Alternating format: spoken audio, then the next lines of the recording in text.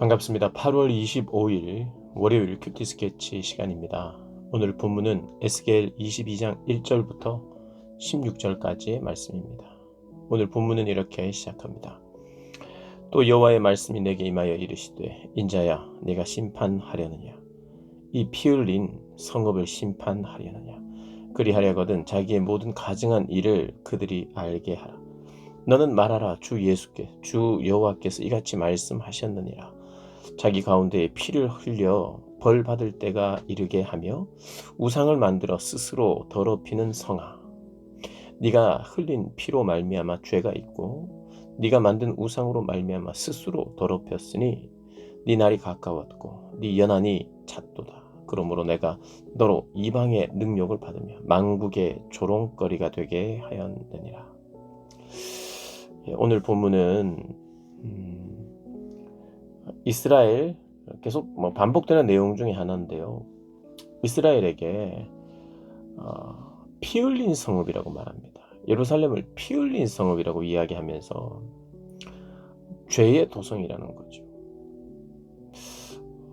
속이고 죽이는 도성이라는 겁니다. 사람을 속이고 억압하고 그런 억압하고 속이는 과정 중에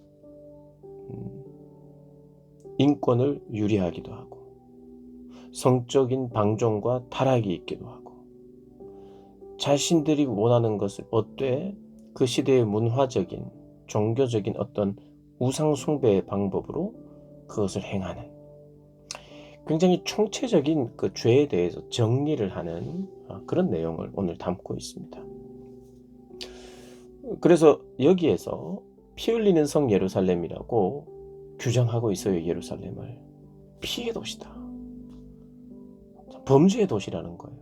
너무 안타깝죠. 악인들의 소굴, 겉으로는 아닌 것 같아도 어떤 나라든 어떤 모임이든 그 속에 모인 사람들 속에 악함과 더러움이 있는 거예요. 표시를 내지 않을 뿐 죄인들이 모여 있고 죄를 사랑하는 사람들 사이에 이런 것들이 분명히 있습니다. 하나님의 교회는 그런 게 없어야 되죠. 하나님의 언약의 공동체와 백성들은 그런 게 없어야 되는데 똑같더라는 겁니다. 똑같아. 세상과 다르지 않다. 오늘 그 10가지의 죄를 그대로 표현하고 있습니다. 6절에 보면 고관들이 살인을 저지른다. 이건 무슨 말입니까? 권력을 남용하여서 억압하고 착취하고 생명을 위협하기도 하고 이 구조적으로 그런 폭력적인 구조를 딱 만들어 놓는 거예요. 그리고 부모를 경시하고 그래서 가족의 질서가 파괴됩니다. 약자를 보호하지 않고 나그네와 과부와 고아를 학대한다. 그 다음 거룩한 물건을 멸시하고 안식일을 더럽히고 있는 중상이간질을 하고 우상 숭배를 하고 바알과 몰렉 이런 이방신들을 섬기고 근친상간, 성적 타락 이런 것들이 이스라엘, 그것도 예루살렘, 소돔성이 아니라 예루살렘성, 거기에 소돔성과 똑같은 일이 일어나고 소돔성을 불로 심판했듯이 예루살렘도 불로 심판해야 된다는 그런 의미입니다. 뇌물이, 공의와 정의를 저버리는 뇌물이, 돈이라고 하는 힘이 그들을 지배했다는 것입니다. 여호와를 망각하고. 그래서 이 내용을 보면 단지 우상 숭배만이 문제가 아니죠. 그게 중심적인 내용이긴 하지만 단순히 우상 숭배의 문제가 아니라 공동체 전체 안에 있는 정의도 사라지고 도덕도 사라지고 신앙의 체계도 사라지고 신앙의 진심도 사라지는 모든 것이 무너졌다는 거예요. 우상 숭배 하나를 이야기하고 있지만 우상 숭배가 중심이 되어서 이런 모든 게 무너져 있다는 거예요. 그러니까 어디를 손대도 그것이 뭐 음란한 이쪽만 손대려고 해도 이제 회복되는 게 아니에요. 중상모략, 이간질 이런 것만 그친다고 해서 이게 문제가 해결되는 문제가 아니에요. 피 흘리고 있는 도성. 근데 왜 그럴까? 이게 지금 언제냐고요? 어떤 나라나 어떤 공동체는요, 잘 될 때, 잘 되고 있을 때 이런 짓들을 하는 경우가 많습니다. 특별히 무슨 일이 없을 때, 평안해 보일 때, 이게 진짜 평안이 아니죠. 그때 죄의 마음을 가지는 거예요. 하나님 앞에 경건하게, 민감하게 깨어있지 못하도록. 오히려 고난을 받을 때는 민감하게 깨어있기가 더 쉽습니다. 모든 게 잘 되고 칭찬이 있고 이럴 때 사람은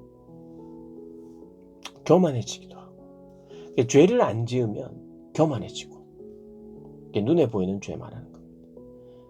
눈에 보이는 죄를 지으면 숨어서 그 죄를 계속해서 짓고, 그 거짓된 게 계속해서 드러나니까 담대함도 사라지는 거죠.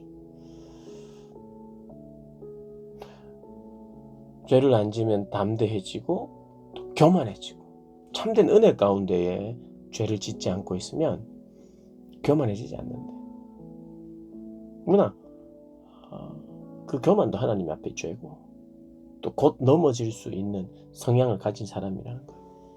그래서 이런 것이 한두 가지 모여서 결국에는 마음이 완전히 굳었다는 거예요. 뭘 찔러도, 뭘 감동을 하고, 뭘 경고를 해도 돌아오지는 않는다는 거예요. 그래서 이 죄가 왜 이렇게 버리기 힘든가? 하나님이 그렇게 하지 마라 했는데도 버리기 힘든 이유는 이게 마음이 돌같이 굳어가지고 들으려 하지 않는다는 거예요. 들을 수 없는 거예요. 내가 들으려 하지 않는 마음도 있겠지만 들을 수 없어요. 영적으로 기만합니다. 여러분, 혹시 요즘 하나님의 말씀이 들리지 않고 하나님 말씀을 읽어도 그 뭔가 다가오는 게 없다, 그러면 먼저 내가 말씀을 마음을 다해서 집중해서 하나님의 뜻을 찾고자 하는 그런 갈급함이 사라졌는지 한번 보시고, 내가 잘 이해를 못하고 있기 때문에 어려움이 온다면 이해를 하려고 노력을 이렇게 하시면 돼요.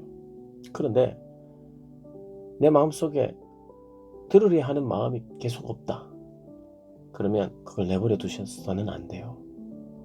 그게 굳어져 가는 마음이니까요.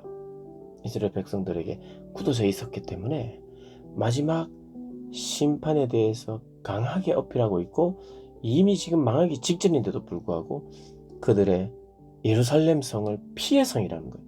예루살렘이 이제 마지막 남은 보루로서 다시 한번 하나님 앞에 경각심을 가지고 다시 일어서서는 마지막 보루로서 이제는 뭔가 확 일어나기를 바라고 그들이 더 집중하고 경건해질 것 같은데 그렇지 않았다는 거예요. 피의 성이라고 이야기해요. 예전에만 그런 게 아니라 지금 망해가는 이때도 그러고 있다는 거예요. 권력을 남용하고 있는, 권력을 망하지 않는, 나라가 망하지 않는 데 사용해야 되는데 여전히 그 권력을 자기를 유지하는 데 사용하고 있고, 그래서 남을 억압해야 돼요. 위협도 해야 되고, 거짓말을 해야 되고, 거짓된 것을 믿도록 해야 되는. 근데 하나님은 그 죄에 대해서 네가 다 이야기하라. 오늘 2절에 모든 가증한 일을 그들이 알게 하라. 모든 가증한 일들을 그들에게 알게 하는 방식이 그거였어요. 피 흘리는 성 예루살렘아. 그리고 그 예루살렘에서 벌어지고 있는, 백성들 사이에서 벌어지고 있는 이 10가지의 범죄의 사실들을 고발하고 드러냅니다. 근데 왜 드러내느냐? 에스겔서에 의하면 심판으로 끝내려고 드러내는 것이 아니라 심판받을 때 그것을 알고 깨달아서 심판을 받고 징계를 받고 돌아오기 위하여, 어떻게 해요? 정결하게 돌아오기 위하여, 진짜 제대로 정결한 사람이 되는 거예요.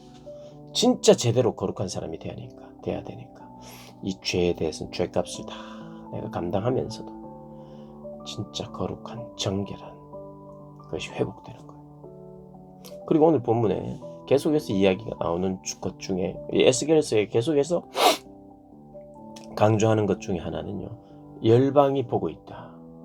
무엇을? 하나님의 심판, 하나님의 임재를 통해서 심판하는 것을 열방이 보고 있고 하나님을 두려워하고. 근데 그 열방이 보면서 하나님이 계속적으로 완전히 끝내지 않고 나는 회복시키는 거다. 이스라엘을. 그렇게 하면서 하나님의 이름을 열방에 드러내시겠다고 말합니다. 잘못된 내 마음의 완고함, 또 잘못된 시온 사상, 시온 신학을 붙들고 시온은 불패, 예루살렘 무너지지 않는다. 이런 잘못된 그런 사상, 그리고 우상의 유혹, 굉장한 유혹이었다는 것 반드시 기억해야 됩니다. 우상을 섬기고 싶은 그 강력한 유혹이었다는 것. 나무 만들어가지고 절하고 싶다는 뜻이 아니에요. 그들의 문화에 참여하고 싶고 그들과 같이 놀고 싶고 그들이 원하는 방식의 삶을 살아서 사랑하고 싶고 그리고 그들이 누리는 것 나도 누리고 싶고 이런 것이 큰 유혹이었어요. 그 유혹에 다 넘어갔다는 거예요. 그러나 하나님은 정결하고 회복하게 하고 결국에는 이방 나라 열방에 하나님의 이름을 드높인다는 거예요. 무엇을 통해서? 심판과 회복을 통해서. 심판하시고 회복하시는 하나님, 그 하나님을 바라는 저와 여러분 되시기를 주님의 이름으로 축복합니다.